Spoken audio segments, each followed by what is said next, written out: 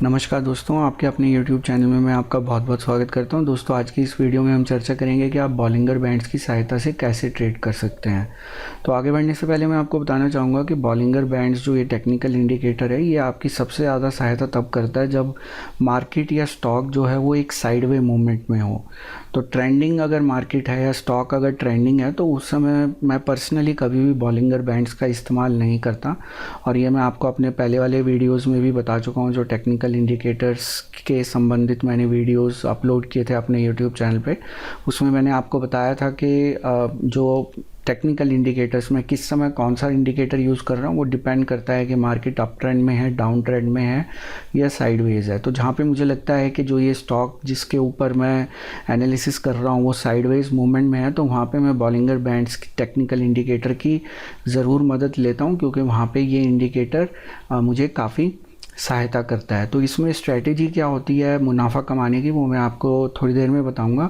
उससे पहले हम जान लेते हैं कि बॉलिंगर बैंड्स होते क्या हैं। तो दोस्तों, बॉलिंगर बैंड अगर आप किसी भी स्टॉक के ऊपर बॉलिंगर बैंड अप्लाई करें तो आपको कुछ इस तरह का एक जो है एक क्लाउड सा दिखेगा जो आपके स्टॉक प्राइस के साथ मूव हो रहा होता है। इसमें एक मिडल लाइन होती है, एक अपर लाइन होती है और एक लोअर लाइन होती है। तो जो ये मिडल लाइन होती है दोस्तों, ये 20 पीरियड्स का मूविंग एवरेज होती है। यहाँ पे मैं पीरियड इसलिए बोल रहा हूँ क्योंकि अगर आप यहाँ 15 मिनट्स का चार्ट लेंगे तो ये पिछले जो 20 जो 15 मिनट की कैंडल्स हैं उनकी जो है एवरेज है, उनकी एवरेज है। ये अगला जो प्लॉट होता है, जब अगला पॉइंट प्लॉट होता है तो वो पिछले 20 पीरियड्स का जो मूविंग एवरेज होता है उसको प्लॉट करता है। तो अगर आप यहाँ पे डे का चार्ट लेंगे तो जैसे कि यहाँ पे मैंने 1 डे सेलेक्ट किया, तो अब आप यहाँ पे जो आपका अगला पॉइंट जो प्लॉट होगा वो एक्चुअली पिछले 20 दिन का मूविंग एवरेज होगा। लेकिन अगर आप 15 मिनट का चार्ट लेते हैं तो पिछले जो 15 मिनट की कैंडल्स हैं उनका जो एवरेज है वो आगे अगला पॉइंट जो है वो इस तरीके से प्लॉट होता जाता है। और जो ये अपर लाइन है दोस्तों, ये कैसे कैलकुलेट की जाती है? ये कैलकुलेट की जाती है middle band plus 2 times standard deviation of the price. तो स्टैंडर्ड डेविएशन निकालने का एक फार्मूला होता है जो कि मैं आपको अपने पहले वाले वीडियो में बता चुका हूँ, या इसका एक टेक्निकल इंडिकेटर भी आता है जो कई जो आपके ब्रोकरिंग फर्म्स हैं वो प्रोवाइड करती हैं स्टैंडर्ड डेविएशन का इंडिकेटर। तो आप स्टैंडर्ड डेविएशन जो भी होती है उस समय स्टॉक की, उसको 2 से मल्टीप्लाई कर देंगे। जो ये जो मिडल बार है, तो 2 times standard deviation plus middle bar जो है वो आपकी अपर लाइन फॉर्म करता है, और 2 टाइम्स जो आपकी स्टैंडर्ड डेविएशन मिडल बार में से अगर उसको आप माइनस कर देंगे तो आपकी नीचे वाली लाइन प्लॉट होती है। तो बेसिकली अपर लाइन और लोअर लाइन जो है वो इक्वी डिस्टेंट होती हैं मिडल लाइन के।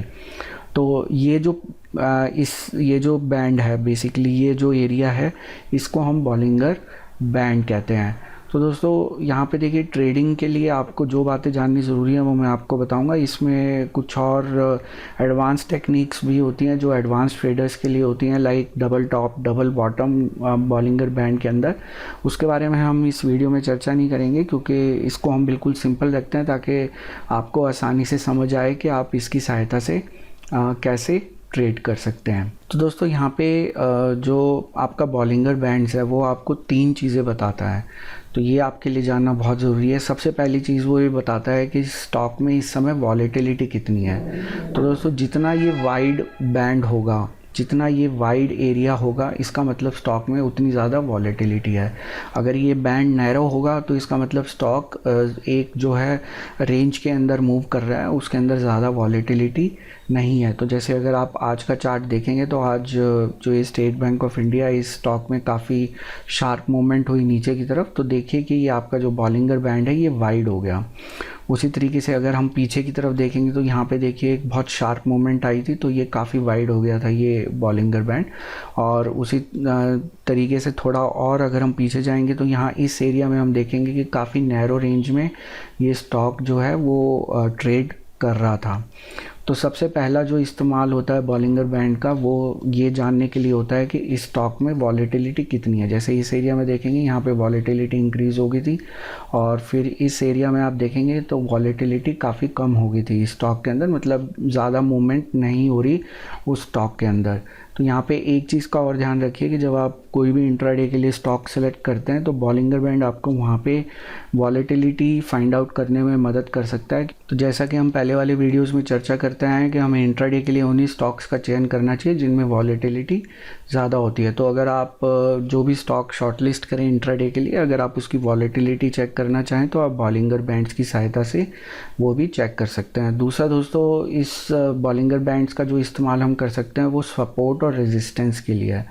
मैंने एक पहले वीडियो भी बनाया था जिसके अंदर मैंने आपको बताया था कि जो सपोर्ट और रेजिस्टेंस का आपको तरीका बताया जाता है फाइंड आउट करने का, वो गलत होता है। लेकिन अगर आपको एक साइंटिफिकली फाइंड आउट करना है कि इस स्टॉक की सपोर्ट और रेजिस्टेंस क्या है, तो दोस्तों बॉलिंगर बैंड उसमें आपकी काफ़ी मदद कर सकता है। आप इसके अंदर देखेंगे, अगर हम यहाँ पे SBI का चार्ट भी देखें तो जो ये आपकी कैंडल्स हैं, ये देखिए जो ऊपर वाली लाइन को टच करके नीचे आ जाती हैं, नीचे वाली लाइन को टच करके ऊपर चली जाती हैं। तो बेसिकली ये जो ऊपर वाली लाइन है ये आपका रेजिस्टेंस का काम करती है और नीचे वाली लाइन जो है वो सपोर्ट का काम करती है। तो आप जिस समय भी ट्रेड कर रहे हैं आप बड़ी आसानी से देख सकते हैं कि आपका सपोर्ट और रेजिस्टेंस का लेवल क्या है इस स्टॉक के अंदर। और ये बॉलिंगर बैंड्स जो हैं ये अपने आप एडजस्ट हो जाते हैं वॉलेटिलिटी के हिसाब से, प्राइस मूवमेंट के हिसाब से। उसी हिसाब से आपकी जो ये सपोर्ट और रेजिस्टेंस हैं ये चेंज होती रहती हैं। तो अगर आप चीज़ों को बहुत सिंपल रखना चाहते हैं, ज़्यादा कॉम्प्लिकेट नहीं करना चाहते, आप एक सिंपल तरीके से सपोर्ट और रेजिस्टेंस किसी भी समय फाइंड आउट करना चाहते हैं, तो यहाँ पे आप अपर लाइन जो आप उसको रेजिस्टेंस मान सकते हैं और नीचे वाली लाइन को आप सपोर्ट मान सकते हैं। और दोस्तों इसका तीसरा जो बेनिफिट है इस बॉलिंगर बैंड का, आप इसके स्टॉक के अंदर क्या ट्रेंड है आप वो फाइंड आउट कर सकते हैं। तो यहाँ पे देख के कोई भी बता सकता है, मतलब अगर आप किसी को भी पूछेंगे वो आपको बता देगा कि इस समय SBI का जो स्टॉक है वो डाउन ट्रेंड में है। उसी तरीके से अगर आप इस पीरियड में देखें तो आप देखते ही आपको पता लग जाएगा कि ये स्टॉक इस समय अप ट्रेंड में है। तो जैसा कि मैं आपको बताता हूँ कि मैं इंट्राडे में एक माइंडसेट के साथ जाता हूँ कि ये स्टॉक कल ऊपर जाएगा या नीचे जाएगा, तो दोस्तों उसमें मैं आपको बताना चाहूँगा कि मैं बॉलिंगर बैंड्स की सहायता भी लेता हूँ उसके अंदर। ये एक टेक्निकल इंडिकेटर है जिसकी मैं सहायता लेता हूँ, और भी कई टेक्निकल इंडिकेटर्स मैं यूज़ करता हूँ, लेकिन इसकी सहायता से भी आपको जानकारी मिलती है कि स्टॉक का ट्रेंड क्या है। तो अगर मान लीजिए मैंने SBI को कल की इंट्राडे के लिए शॉर्टलिस्ट किया, तो यहाँ पे मेरा एक क्लियर व्यू रहेगा कि ये स्टॉक कल डाउन जाएगा या ये डाउनवर्ड मूवमेंट में होगा, तो मैं इस स्टॉक में सिर्फ सेल का ट्रेड ही लूँगा। तो दोस्तों ये था तीसरा बेनिफिट इस टेक्निकल इंडिकेटर का। तो यहाँ पे समरी के तौर पे मैं आपको बता देता हूँ, इस इंडिकेटर के 3 फ़ायदे हैं। पहला, आप फाइंड आउट कर सकते हैं वॉलेटिलिटी। दूसरा, आप फाइंड आउट कर सकते हैं सपोर्ट और रेजिस्टेंस क्या है स्टॉक का। और तीसरा, आप आइडेंटिफाई कर सकते हैं कि ट्रेंड क्या है इस स्टॉक का। तो उसी तरीके से अगर हम रिलायंस का चार्ट भी देखें तो रिलायंस के चार्ट से भी आपको एक साफ तौर पे दिखेगा कि ये स्टॉक एक डाउन ट्रेंड में है। और वॉलेटिलिटी इस पीरियड में देखिए काफ़ी ज़्यादा वॉलेटिलिटी थी, और इस पीरियड में आप देखिए कि बहुत कम वॉलेटिलिटी थी। उसी तरीके से जो ये अपर लाइन और लोअर लाइन है ये आपकी सपोर्ट और रेजिस्टेंस का काम कर रही हैं। तो दोस्तों यहाँ अब जो अगला पॉइंट, जो सबसे महत्वपूर्ण पॉइंट जो आता है वो ये आता है कि जो आपका ये जो प्राइस है, ये जो कैंडल्स आप देखेंगे, ये हमेशा किसी भी समय आपकी जो मिडल लाइन है वहाँ पे उस तरफ मूव करने की टेंडेंसी होती है प्राइस की।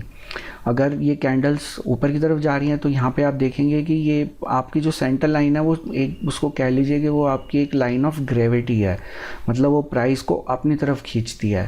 तो जैसे अगर मान लीजिए कैंडल्स ऊपर जा रही हैं तो यहाँ देखेंगे कि इसने लाइन ने प्राइस को अपनी तरफ मिडल की तरफ खींचने की कोशिश करी और प्राइस नीचे आया भी। उसी तरीके से जब ये नीचे की तरफ जा रही थी तो देखिए इस लाइन ने फिर प्राइस को बीच में लाने की कोशिश की। तो ये जो कोशिश होती है कि प्राइस जो है ये यहाँ पे मिडल लाइन के आसपास ही रहे, उसी हिसाब से आपकी ऊपर और नीचे की लाइन एडजस्ट होती रहती हैं, चेंज होती रहती हैं। तो यहाँ पे भी अगर आप देखेंगे जैसे प्राइस नीचे जा रहा था लेकिन फिर वो मूव करके सेंटर की तरफ मूव कर गया। तो यहाँ पॉइंट में जो आपको बताने की कोशिश कर रहा हूँ कि जो प्राइस है वो हमेशा सेंटर लाइन की तरफ मूव करता है। सेंटर लाइन जो आप कह लीजिए कि वो सेंटर ऑफ ग्रेविटी है। उसी तरीके से अगर आप SBI के चार्ट में भी देखेंगे तो यहाँ ये प्राइस ऊपर गया लेकिन फिर सेंटर की तरफ आ गया, नीचे गया फिर सेंटर की तरफ आने की कोशिश की और नीचे गया फिर सेंटर की तरफ आया। तो ये जो सेंटर लाइन है ये चेंज होती रहेगी प्राइस के साथ। तो आप इस चीज़ का हमेशा ध्यान रखिए कि जो प्राइस है वो सेंटर की तरफ मूव करेगा। तो दोस्तों यहाँ दूसरी बात एक और जो मैं आपको बताना चाहूँगा वो ये बताना चाहूँगा कि ये जो बॉलिंगर बैंड है ये जो लॉन्ग टाइम फ्रेम होता है उसके अंदर ये आपको ज़्यादा अच्छे रिजल्ट देता है। तो नॉर्मली इंट्राडे के लिए मैं जो इस्तेमाल करता हूँ वो 15 मिनट का चार्ट के ऊपर बॉलिंगर बैंड को देखता हूँ।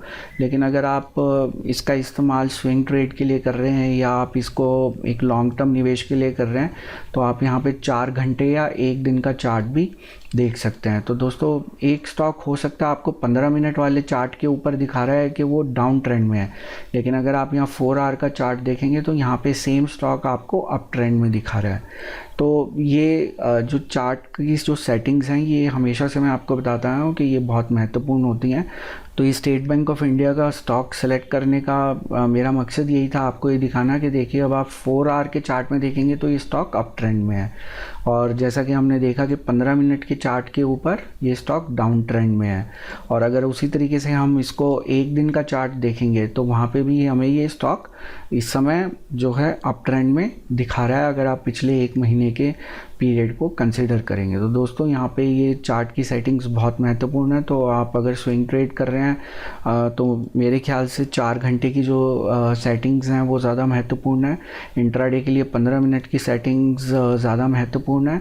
और अगर आप लॉन्ग टर्म निवेश के लिए देख रहे हैं तो वहाँ पे इस समय अगर आप देखेंगे तो शायद ये स्टॉक अभी फिट नहीं है लॉन्ग टर्म निवेश के लिए, क्योंकि जो 1 डे की सेटिंग है उसमें ये सिर्फ अभी पिछले 1 महीने से अप ट्रेंड में दिखा रहा है। तो वहाँ पे अभी ट्रेंड जो है एक कंफर्म नहीं हुआ है इस पर्टिकुलर स्टॉक का।